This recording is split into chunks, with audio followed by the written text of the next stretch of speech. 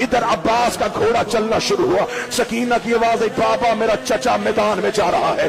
حسین کی آواز آئی مرحبا. آواز آئی بابا میرا چچا مقتل میں پہنچ گیا ہے. آواز آئی مرحبا ام البنین کا بیٹا. سکینہ کی آواز آئی بابا میرے چچا کا گھوڑا فرات میں چلا گیا ہے.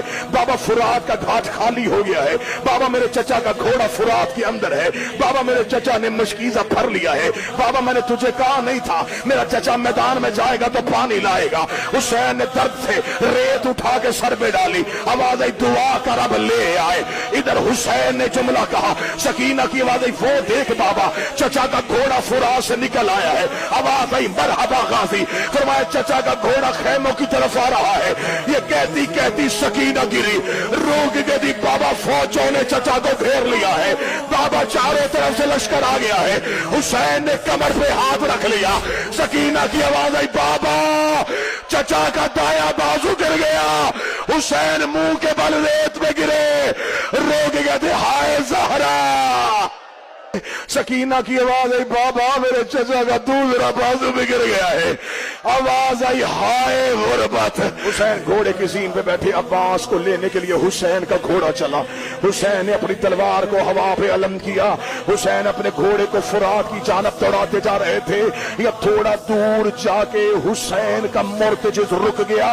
حسین کی آواز آئی مرتجز تھک گیا ہے تم اب بھائی کی لاش میں پیدل چلا جاؤ. مرتجز نے کانپتے بدن سے اپنے سموں کی طرف اشارہ کیا. حسین نے دیکھا عباس کا دایاں بازو پڑا تھا. عباس کا بازو رستے میں پڑا تھا. حسین گھوڑے کی زین سے گرے.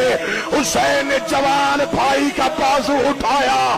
روک گا اس پہ زینب کو بڑا مان تھا. ان بازوؤں پہ علی کی بیٹیوں. حسین قاتلوں کے ڈھیر میں عباس ڈھونڈ رہا تھا. مجھے علم عباس کی قسم ہے تھوڑی دور عباس کی لاش سے حسین تھے. عباس کے قاتلوں نے حسین کو آتے دیکھا. یہ عباس کی لاش پہ آئے. انہوں نے عباس کی لاش کو کاٹنا شروع کر دیا. یہ عباس کی لاش کاٹ رہے تھے. غریب زمین پہ گر گیا.